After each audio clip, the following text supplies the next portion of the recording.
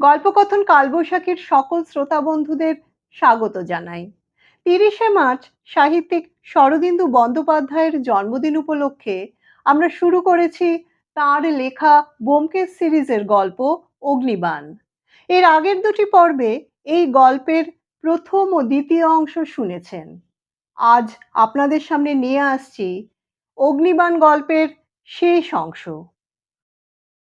ইহার পর ৫-৬ দিন একটানা ঘটনাহীনভাবে কাটিয়া গেল। ব্যোমকেশ আবার যেন ঝিমাইয়া পড়িল। সকালে কাগজ পড়া এবং বৈকালে টেবিলের উপর পা তুলিয়া দৃষ্টিহীন চক্ষু শূন্যে মেলিয়া থাকা ছাড়া তাহার আর কাজ রহিল না। বীরেনবাবুও এই কয়দিনের মধ্যে দেখা দিলেন না, তাই তাহার তদন্ত কতদূর অগ্রসর হইল জানিতে পারিলাম না। আগন্তুকের মধ্যে কেবল হাবুল একবার করিয়া আসিত। সে আসিলে ব্যোমকেশ নিজের অবসাদ ঝাড়িয়া ফেলিয়া নানাবিধ আলোচনায় তাহাকে প্রফুল্ল করিবার চেষ্টা করিত, কিন্তু হাবুলের মনে যেন একটা বিমর্ষ অবসন্নতা স্থায়ীভাবে আশ্রয় গ্রহণ করিয়াছিল। সে নৈরাশ্যপূর্ণ দীপ্তিহীন চোখে চাহিয়া নীরবে বসিয়া থাকিত, তারপর আস্তে আস্তে উঠিয়া চলিয়া যাইত। বাড়িতে কি হইতেছে না হইতেছে জিজ্ঞাসা করিলেও সে ভালোরূপ জবাব দিতে পারিত না। বিমাতার রসনা নরম না হইয়া আরো তীক্ষ্ণ হইয়া উঠিয়াছে, তাহার কথার ভঙ্গিতে ইহার আভাস পাইতাম। শেষ দিন সে নিঃশ্বাস ফেলিয়া বলিল, বাবা আজ রাত্রে পাটনা যাচ্ছেন, সেখানে ইউনিভার্সিটিতে লেকচার দিতে হবে। বুঝিলাম শোকের উপর অহর্নিশি কথার কচকচি সহ্য করিতে না পারিয়া তিনি পলায়ন করিতেছেন। এই নির্লিপ্ত স্বভাব বৈজ্ঞানিকের পারিবারিক অশান্তির কথা ভাবিয়া দুঃখ হইল। সেদিন হাবুল প্রস্থান করিবার পর বীরেনবাবু আসিলেন। তাহার মুখ দেখিয়া বুঝিলাম বিশেষ সুবিধা করিতে পারেন নাই। যা হোক, ব্যোমকেশ তাহাকে সমাদর করিয়া বসাইল। আমাদের বৈকালিক চায়ের সময় হইয়াছিল। অচিরাৎ চা আসিয়া পৌঁছিল। তখন ব্যোমকেশ বীরেনবাবুকে জিজ্ঞাসা করিল, তারপর খবর কিছু আছে? পেয়ালায় চুমুক দিয়া বিমর্ষভাবে বীরেনবাবু বলিলেন, কোনো দিকেই কিছু সুবিধা হচ্ছে না। যেদিকে হাত বাড়াচ্ছি কিছু ধরতে ছুঁতে পারছি না।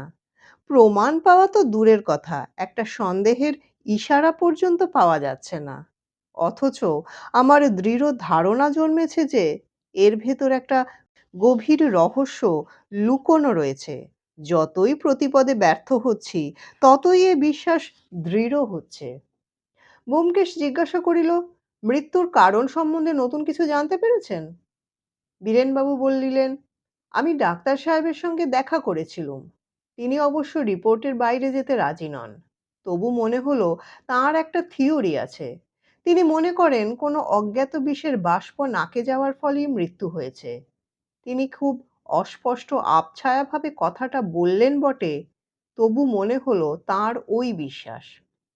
ব্যোমকেশ একটু ভাবিয়া বলিল, উনুন ধরাবার সময় মৃত্যু হয়েছিল এ কথা ডাক্তারকে বলেছিলেন বুঝি? হ্যাঁ। আরো কিছুক্ষণ চুপ করিয়া থাকিয়া ব্যোমকেশ বলিল, যাক, আর এদিকে ডাক্তার রুদ্র সম্বন্ধে খোঁজ নিয়েছিলেন? হ্যাঁ, যতদূর জানতে পারলুম লোকটা নির্জলা পাষণ্ড আর অর্থপিশাচ। কয়েকজন ধনুষ্টঙ্কারের রোগীর ওপর নিজের আবিষ্কৃত ইঞ্জেকশন পরীক্ষা করতে গিয়ে তাদের সাবার করেছে, এ গুজবও শুনেছি। কিন্তু দুঃখের বিষয়, বর্তমান ব্যাপারে তাকে খুনের আসামি করা যাচ্ছে না। দেবকুমার বাবুর মেয়ের সঙ্গে ওর ছেলের সম্বন্ধ হয়েছিল, এ খবরও ঠিক। লোকটা 10,000 টাকা বরপণ দাবি করেছিল। দেবকুমার বাবুর অত টাকা দেবার ক্ষমতা নেই, কাজেই তাকে সম্বন্ধ ভেঙে দিতে হলো। ডাক্তার রুদ্রর ছেলেটা কিন্তু ভদ্রলোক। বাপের সঙ্গে এই নিয়ে তার ভীষণ ঝগড়া বেঁধে গিয়েছিল। ইতিমধ্যে এ বাড়িতে এই কাণ্ড, মেয়েটি হঠাৎ মারা গেল। তারপর ছোকরাটি শুনলুম বাড়ি ছেড়ে কোথায় চলে গেছে।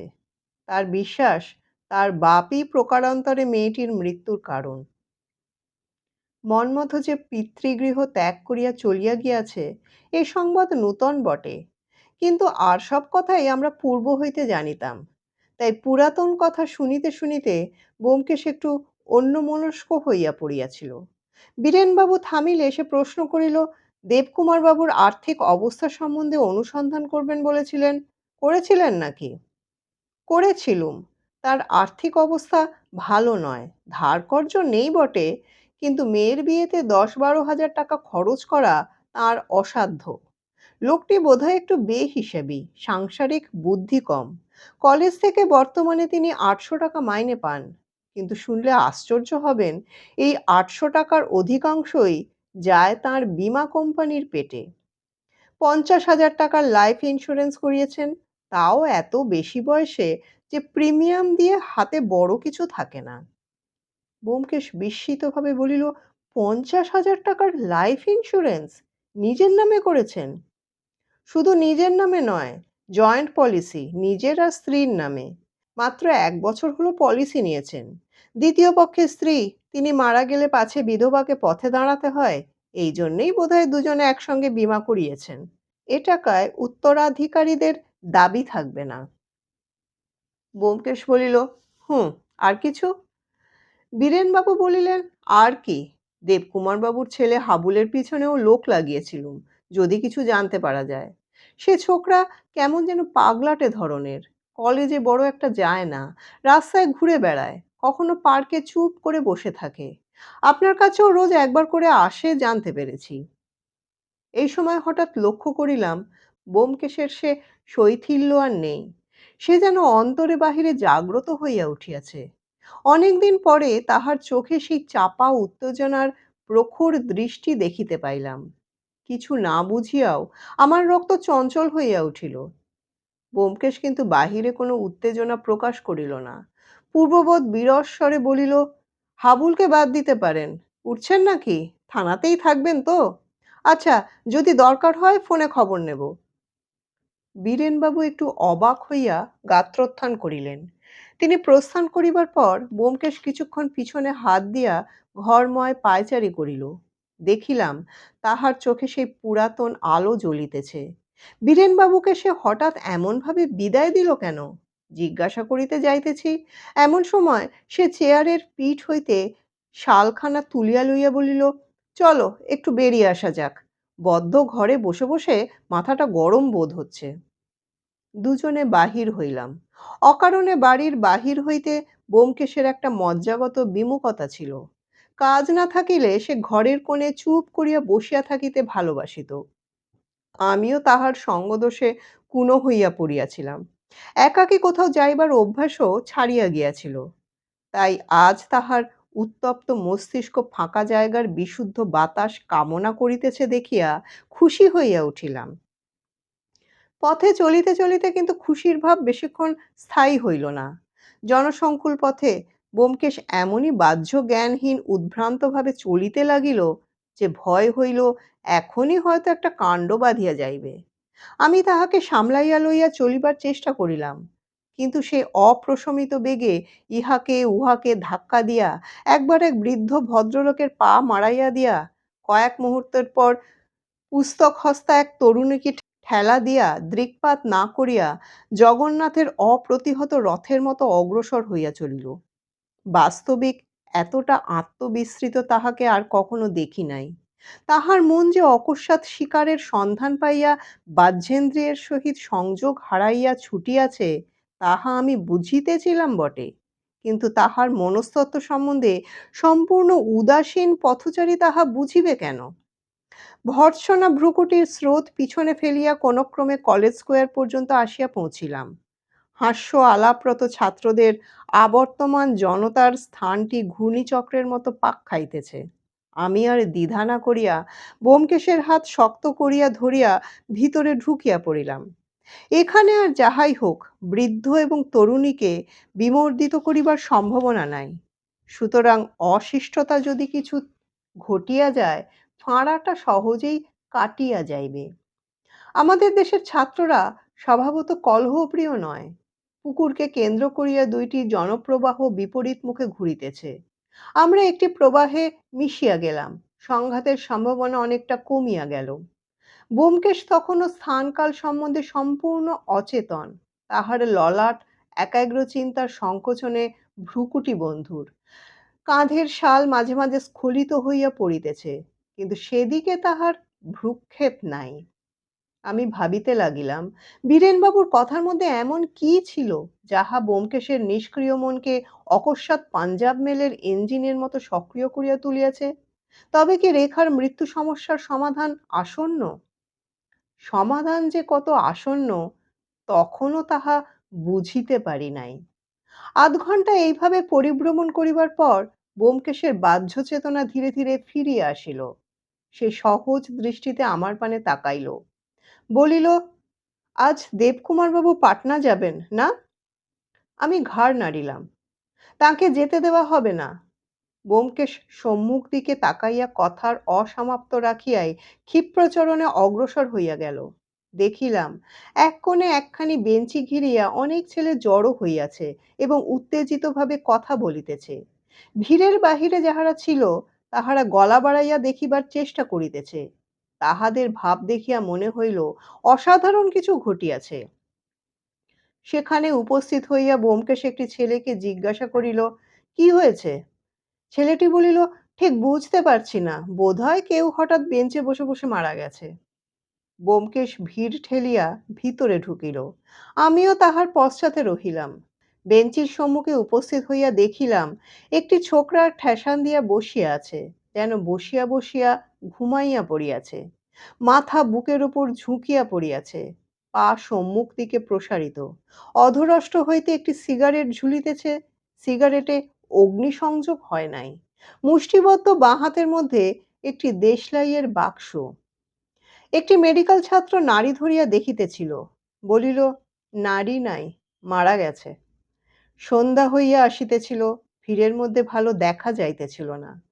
ব্যোমকেশ চিবুক ধরিয়া মৃতের আনমিত মুখ তুলিয়াই যেন বিদ্যুদাহতের মতো ছাড়িয়া দিল।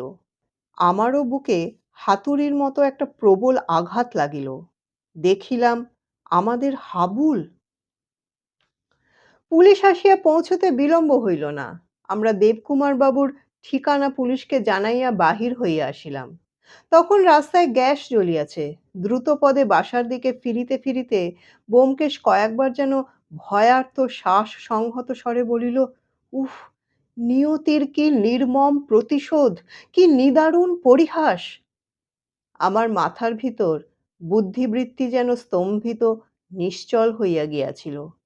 তবু অসীম অনুশোচনার সঙ্গে কেবল এই কথাটাই মনে হইতে লাগিল, পরলোক যদি থাকে তবে যাহার মৃত্যুতে হাবুল এত কাতর হইয়াছিল সেই পরম স্নেহাস্পদ ভগিনীর সহিত তাহার এতক্ষণে মিলন হইয়াছে।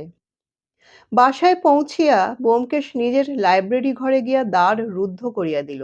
শুনিতে পাইলাম সে টেলিফোনে কথা বলিতেছে। প্রায় ১ ঘণ্টা পরে সে ঘর হইতে বাহির হইয়া আসিয়া ক্লান্ত স্বরে পুঁটিরামকে চা তৈয়ার করিতে বলিল, তারপর বুকে ঘাড় গুঁজিয়া একখানা চেয়ারে বসিয়া পড়িল। যে ট্র্যাজেডির শেষ অঙ্কে যবনিকা পড়িতে আর দেরি নাই তাহার সম্বন্ধে বৃথা প্রশ্ন করিয়া আমি আর তাহাকে বিরক্ত করিলাম না। রাত্রি ৮:৩০টার সময় বীরেনবাবু আসিলেন। ব্যোমকেশ জিজ্ঞাসা করিল, ওয়ারেন্ট এনেছেন? বীরেনবাবু ঘাড় নাড়িলেন। তখন আবার আমরা বাহির হইলাম। দেবকুমার বাবুর বাসায় আসিতে ৩-৪ মিনিট লাগিল। দেখিলাম বাড়ি নিস্তব্ধ। উপরের ঘরগুলির জানলায় আলো নাই, কেবল নিচে বসিবার ঘরে বাতি জ্বলিতেছে। বীরেনবাবু কড়া নাড়িলেন, কিন্তু ভিতর হইতে সাড়া আসিল না। তখন তিনি দ্বার ঠেলিলেন, ভেজানো দ্বার খুলিয়া গেল। আমরা ভিতরে প্রবেশ করিলাম।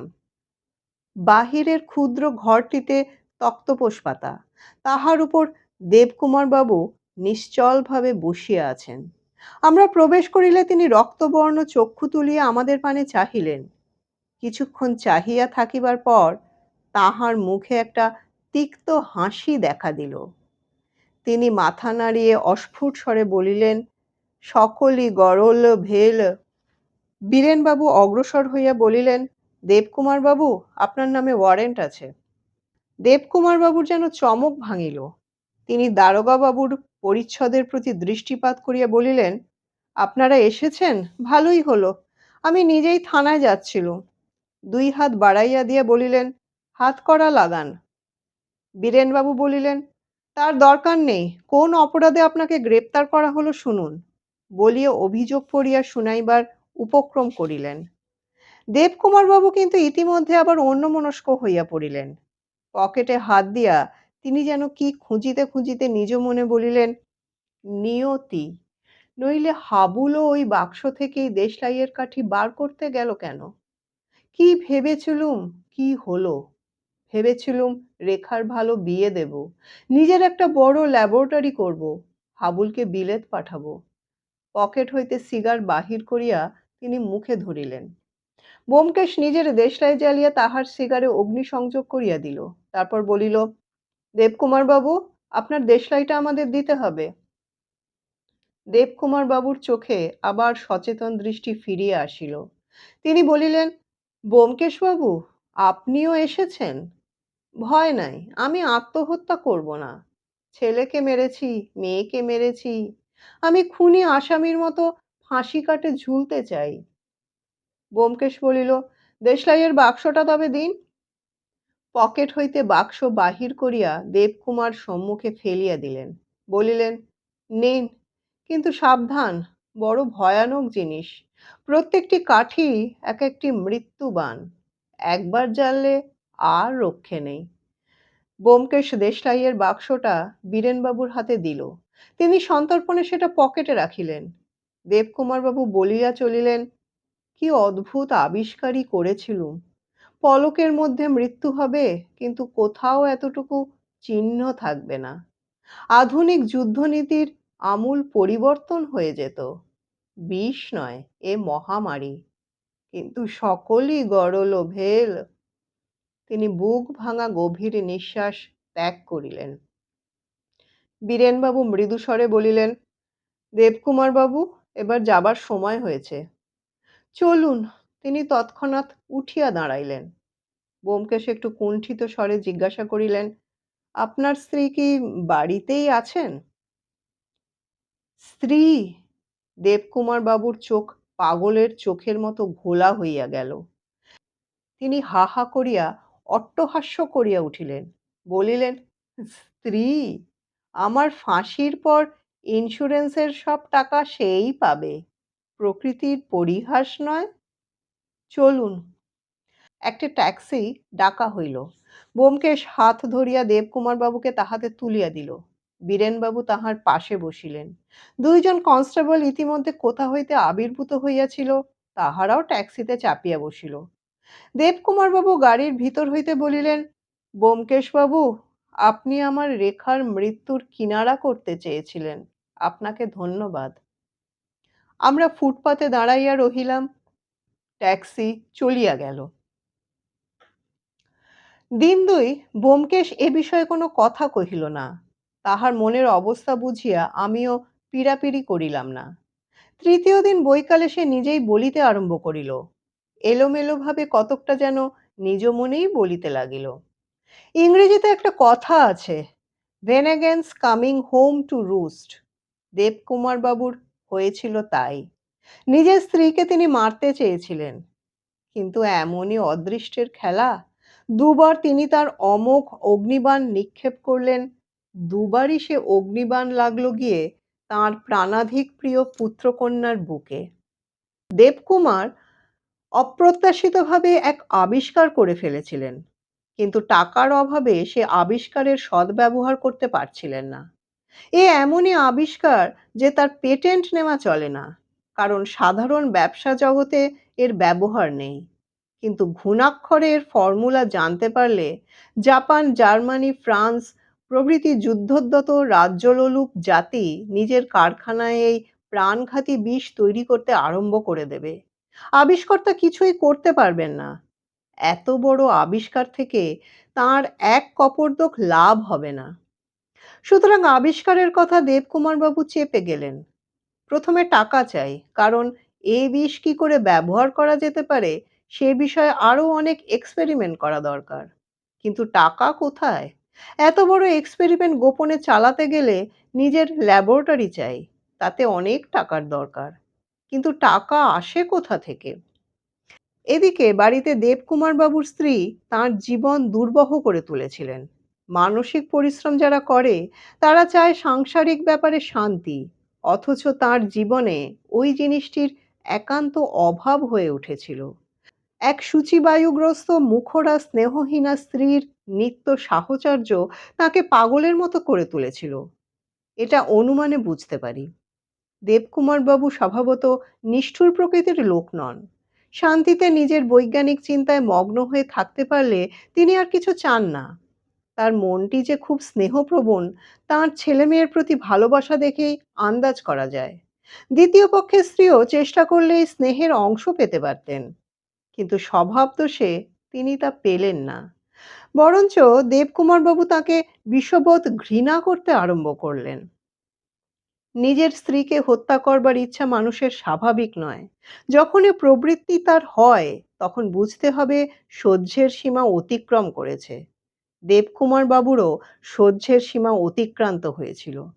তারপর তিনি যখন এই ভয়ঙ্কর বিষ আবিষ্কার করলেন, তখন বোধহয় প্রথমেই তার মনে হলো স্ত্রীর কথা। তিনি মনে মনে আগুন নিয়ে খেলা আরম্ভ করলেন। তারপর তার সব সংশয়ের সমাধান করে বীমা কোম্পানির যুগ্ম জীবন পলিসির বিজ্ঞাপন চোখে পড়ল। স্বামী স্ত্রী একসঙ্গে বীমা করতে পারে, একজন মরলে অন্যজন টাকা পাবে। এমন সুযোগ তিনি আর কোথায় পাবেন? যদি এইভাবে জীবন বীমা করে তার আবিষ্কৃত বিষ দিয়ে স্ত্রীকে মারতে পারেন, এক ঢিলে দুই পাখি মরবে। তিনি তার বাঞ্ছিত টাকা পাবেন, স্ত্রীও মরবে এমনভাবে যে কেউ বুঝতে পারবে না কি করে মৃত্যু হলো। দেবকুমার বাবু একেবারে 50,000 টাকার জীবন বীমা করালেন। তারপর অসীম ধৈর্য সহকারে অপেক্ষা করতে লাগলেন। তাড়াতাড়ি করলে চলবে না, বীমা কোম্পানির সন্দেহ হতে পারে। এইভাবে 1 বছর কেটে গেল। তিনি মনে মনে স্থির করলেন এই বড়দিনের ছুটিতে তার মৃত্যুবাণ নিক্ষেপ করবেন। তার আবিষ্কৃত বিষের প্রকৃতি অনেকটা বিস্ফোরক বারুদের মতো। এমনিতে সে অতি নিরীহ, কিন্তু একবার আগুনের সংস্পর্শে এলে তার ভয়ঙ্কর শক্তি বাষ্পরূপ ধরে বেরিয়ে আসে। সে বাষ্প কারুর নাকে কণামাত্র গেলেও আর রক্ষে নেই, তৎক্ষণাৎ মৃত্যু হবে। দেবকুমার বাবু তাঁর স্ত্রীর উপর এই বিষ প্রয়োগ করবার এক চমৎকার উপায় বার করলেন। বৈজ্ঞানিক মাথা ছাড়া এমন বুদ্ধি বেরোয় না। তিনি কতকগুলি দেশলাইয়ের কাঠি বারুদের সঙ্গে বিষ মাখিয়ে দিলেন। কি উপায় মাখালেন তা বলতে পারি না, কিন্তু ফল দাঁড়ালো যিনি সেই কাঠি জ্বালবেন তাকেই মরতে হবে। এইভাবে বিষাক্ত দেশলাইয়ের কাঠি তৈরি করে তিনি দিল্লিতে বিজ্ঞান সভার অধিবেশনে যোগ দেবার জন্য প্রস্তুত হতে লাগলেন। ক্রমে দিল্লিতে যাবার সময় উপস্থিত হলো। তখন তিনি সময় বুঝে তাঁর স্ত্রীর দেশলাইয়ের বাক্সতে একটি কাঠি রেখে দিয়ে দিল্লিতে যাত্রা করলেন। তিনি জানতেন তাঁর স্ত্রী রোজ রাত্রিতে শোবার আগে ওই দেশলাই দিয়ে ল্যাম্প জ্বালেন। এ দেশলাইয়ের বাক্স অন্যত্র ব্যবহার হয় না। আজ হোক কাল হোক গৃহিণী সেই কাঠিটি জ্বালবেন। দেবকুমার বাবু থাকবেন তখন 900 মাইল দূরে। এ যে তাঁর কাজ, এ কথা কেউ মনেও আনতে পারবে না। সবই ঠিক হয়েছিল, কিন্তু রাম উল্টো বুঝলেন। স্ত্রীর বদলে রেখা উনুন ধরাতে গিয়ে সেই কাঠিটি জ্বাললে। দিল্লি থেকে দেবকুমার বাবু ফিরে এলেন। এই বিপর্যয়ে তাঁর মন স্ত্রীর বিরুদ্ধে আরও বিষিয়ে উঠল। তাঁর জিদ চড়ে গেল। মেয়ে যখন গিয়েছে তখন ওকেও তিনি শেষ করে ছাড়বেন। কয়েকদিন কেটে গেল। তারপর আবার তিনি স্ত্রীর দেশলাইয়ের বাক্সে একটি কাঠি রেখে পাটনা যাবার জন্য তৈরি হলেন। কিন্তু এবার আর তাকে যেতে হলো না। হাবুল সিগারেট খেত, বোধহয় তার দেশলাইয়ের বাক্সটা খালি হয়ে গিয়েছিল। তাই সে সৎমার ঘরের দেশলাইয়ের বাক্স থেকে কয়েকটি কাঠি নিজের বাক্সে পুরে নিয়ে বেড়াতে চলে গেল। তারপর কি ভয়ঙ্কর সর্বনাশা কালকূট যে দেবকুমার বাবু বিজ্ঞান সাগর মন্থন করে তুলেছিলেন তাঁর জীবনে, সকলই গরল ভেল। ব্যোমকেশ একটা নিঃশ্বাস ফেলিয়া চুপ করিল। কিয়ৎকাল পরে আমি তাহাকে জিজ্ঞাসা করিলাম, আচ্ছা, দেবকুমার বাবু যে অপরাধী এটা তুমি বুঝলে কখন? ব্যোমকেশ বলিল, যে মুহূর্তে শুনলুম যে দেবকুমার বাবু 50,000 টাকার জীবন বীমা করিয়েছেন সেই মুহূর্তে। তার আগে রেখাকে হত্যা করবার একটা সন্তোষজনক উদ্দেশ্যই পাওয়া যাচ্ছিল না। কে তাকে মেরে লাভবান হলো, কার স্বার্থে সে ব্যাঘাত দিচ্ছিল, এ কথাটা ভালো রকম জবাব পাওয়া যাচ্ছিল না। রেখা যে হত্যাকারীর লক্ষ্য নয় তা তো আমরা জানতুম না। কিন্তু আর একদিক থেকে একটি ছোট্ট সূত্র হাতে এসেছিল। রেখার দেহ পরীক্ষায় যখন বিষ পাওয়া গেল না, তখন কেবল একটা সম্ভাবনায় গ্রহণযোগ্য রইল, অর্থাৎ যে বিষে তার মৃত্যু হয়েছে সে বিষ বৈজ্ঞানিকদের অপরিচিত, মানে নূতন আবিষ্কার। মনে আছে দিল্লিতে দেবকুমার বাবুর বক্তৃতা? আমরা তখন সেটা অক্ষমের বাহ্যাস্ফোট বলে উড়িয়ে দিয়েছিলুম।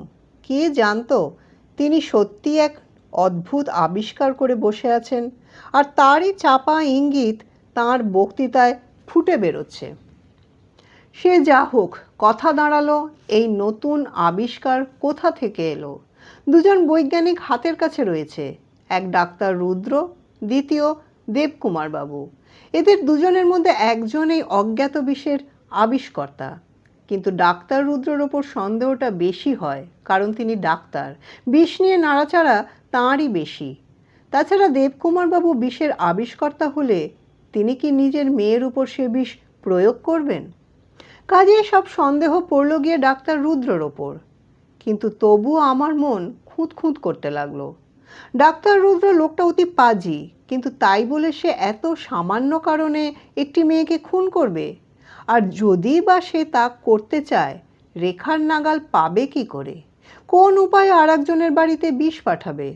রেখার সঙ্গে মন্মথর ছাদের উপর থেকে দেখা দেখি, চিঠি ফেলাফেলি চলতো, কিন্তু রুদ্রর সঙ্গে তো সেরকম কিছু ছিল না।